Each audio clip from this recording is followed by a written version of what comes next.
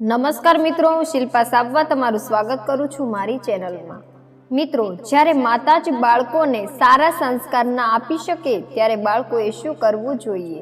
જ્યારે માતા જ બધી હદ વટાવે ત્યારે ઘરમાં કેવું થતું હોય છે તે હું આજની આ સામાજિક સ્ટોરી દ્વારા તમને સમજાવીશ। પરંતુ જો હજુ સુધી ચેનલને સબસ્ક્રાઇબ ના કરી હોય તો અત્યારે જ કરી લેજો। તો ચાલો હવે ધ્યાનથી સાંભળજો। રેખાના લગ્ન નાની ઉંમરમાં કરી દેવામાં આવ્યા। તેનો પતિ સીધો સાદો એક દુકાનદાર હતો। એ જે કાંઈ કમાઈને લાવતો તે રેખાના હાથમાં આપી દેતો। ઓછો ભણેલો હતો તો બીજી બાજુ રેખા આખો દિવસ મોબાઈલમાં પડી રહેતી। હવે તો તેને એક બાળક પણ હતું, પરંતુ રેખાને એ જવાબદારીનો આભાસ નહોતો થતો। તો બીજી બાજુ તેનો પતિ પણ તેને કાંઈ જ કહેતો નહીં, કારણ કે એક બે વખત સમજાવવાની કોશિશ કરેલી તો સામે રેખાએ તેની સાથે ઝઘડો કરેલો।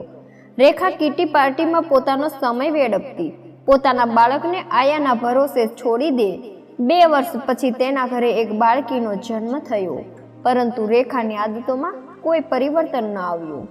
તેની એક સહેલીએ તેને સમજાવવાની કોશિશ કરી, પરંતુ કાંઈ ન વળ્યું। એ તો હવે વધારે ને વધારે ઘરની બહાર રહેવા લાગી। ધીરે ધીરે બધાએ તેની તરફ ધ્યાન દેવાનું બંધ કરી દીધું, કારણ કે કોઈ માણસને તમે સમજાવો અને તમારી સાથે ઝઘડો કરે અથવા તો તમારી વાત ન માને તો સમય જતા બધા લોકો તેનાથી દૂર જ થઈ જતા હોય છે। રેખાના બાળકો પણ હવે ધીમે ધીમે મોટા થવા લાગ્યા। તો બીજી બાજુ રેખાની જેમ જેમ ઉંમર વધતી હતી તેમ તેમ તે બેલગામ થઈ રહી હતી। એક દિવસ એ બજારમાં ગઈ, એને થોડી ખરીદી કરવાની હતી, પરંતુ તેની પાસે પૂરતા પૈસા નહોતા એટલે ઉદાસ લાગવા લાગી। કોઈ લંપટ પુરુષે એને જે વસ્તુ ખરીદવાની હતી એ ખરીદીને ગિફ્ટ આપી હતી।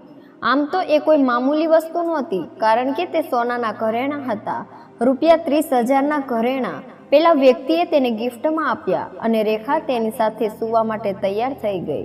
હવે તો તે કોઈ પણ કારણ હોય કે ન હોય તેના પતિ સાથે ખૂબ ઝઘડો કરતી, બાળકોથી ઘણી બધી દૂર રહેતી। તેને હવે પરપુરુષોનો ચસ્કો લાગ્યો હતો। તેણે એકવાર પણ વિચાર્યું નહોતું કે મારા આ કર્મોની અસર મારા બાળકો પર કેવી પડશે। તેને ઇજ્જત જેવું કાંઈ નહોતું, તેને તેના પરિવારના સન્માનની કાંઈ જ પડી નહોતી। તો આ બાજુ તેના બાળકો પણ મોટા થવા લાગ્યા। મોટો દીકરો કોલેજ જવા લાગ્યો હતો અને આ બાજુ રેખા પોતાના માટે નવા નવા પુરુષોને શોધવા લાગી, પોતાની શારીરિક ભૂખ સંતોષવા માટે।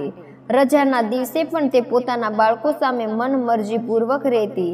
દીકરી પણ મોટી થઈ ગઈ હતી એટલે તેણે એક દિવસ તેના પપ્પાને બધી વાત કરી, એટલે તેના પતિએ રેખાને સમજાવવાની કોશિશ કરી તો તે સામેથી ધમકી દેવા લાગી કે ઘર છોડીને જતી રહેશે। તેનો પતિ ચૂપચાપ સાનોમાનો બેસી ગયો, કારણ કે તેનું કોઈ દિવસ રેખા સામે ચાલ્યું જ નહોતું અને એટલે જ રેખા દિવસે ને દિવસે તેના માથા પર ચડતી હતી। તેની દીકરી 15 વર્ષની થઈ ચૂકી હતી, તો બીજી બાજુ તેનો દીકરો તેની માતાના આવા કર્મોથી છૂટવા માટે હોસ્ટેલમાં જતો રહ્યો। એક દિવસ રેખા બજારમાંથી ઘરે આવતી હતી તો તેણે જોયું કે કોઈ મોટી ઉંમરના વ્યક્તિ સાથે તેની દીકરી એવી હાલતમાં છે કે જેને જોઈ તેના રૂવાડા ઊભા થઈ ગયા। તે તરત જ તેની દીકરી પાસે ગઈ અને તેને ખીજાવવા લાગી। તો એ જ સમયે તેની દીકરીએ તેને મુંહતોડ જવાબ આપ્યો કે તમે તો લગ્ન કર્યા છે છતાં પણ બહાર રંગરેલિયા મનાવો છો, પપ્પાને સુખ નથી આપી શકતા। જ્યારે તમે જ મને એવા સંસ્કાર આપ્યા છે તો હું શું કરું? તમે જો 40 વર્ષની ઉંમરમાં પણ આવું કરતા હોય, ગમે તે વ્યક્તિ સાથે ફરતા હોય, તો હું તો હજુ જવાન છું, મારે તો તમારા કરતાં પણ ઘણું આગળ જવાનું છે। દીકરીના દરેક શબ્દ રેખાના કાળજામાં ભોંકાવા લાગ્યા। આજે પહેલી વાર રેખાની આંખો સામે અંધારું છવાઈ ગયું, કારણ કે તેણે જે વાવ્યું હતું તેનું ફળ તેની સામે તૈયાર હતું। તે બેહોશ થઈ ગઈ। આ બાજુ રેખાની દીકરી પેલા વ્યક્તિને આભાર કહે છે કે તમે મારી સહાયતા કરવા માટે, મારી મમ્મીની આંખ ખોલવા માટે જે મદદ કરી એનું ઋણ હું ક્યારેય ચૂકવી નહીં શકું। એ પુરુષે દીકરીના માથે હાથ ફેરવતા કહ્યું કે બેટા, ઈશ્વર બધાને તારા જેવી દીકરી આપે। મેં તને એવા કોઈ ઈરાદાથી ખરાબ સ્પર્શ નથી કર્યો, ફક્ત તારા કહેવા પ્રમાણે હું નાટક કરતો હતો, પરંતુ જો આ નાટકમાં પણ મારાથી કોઈ ભૂલ થઈ ગઈ હોય તો દીકરી મને માફ કરી દેજે। આટલું કહી તે પોતાના રસ્તે ચાલતો થઈ ગયો। રેખા જ્યારે ભાનમાં આવે છે તો તેની સામે તેનો પતિ હોય છે, તેની દીકરી દેખાતી નથી, એટલે સૌથી પહેલો સવાલ તેના પતિને કરે છે કે આપણી દીકરી ક્યાં છે? મારે તેને માફી માંગવી છે। મારાથી ખૂબ મોટી ભૂલ થઈ ગઈ છે. તમે લોકોએ મને ખૂબ સમજાવી પણ હું કોઈનું માનતી નહોતી. મારા જીવનમાં મેં જે ભૂલ કરી છે તેનું હું પ્રાયશ્ચિત કરવા માગું છું. આજ દિવસ સુધી હું શરીર સુખ માટે આમ તેમ ભટક્યા કરતી. ક્યારેય પણ તમને લોકોને સમય નથી આપ્યો. હંમેશા તમારી સાથે ઝઘડો કર્યો છે. મન મરજીપૂર્વક તમને રહેવા માટે મજબૂર કર્યા છે. પરંતુ હવેથી હું મારા દરેક ખરાબ કાર્યોને આજથી દૂર કરું છું.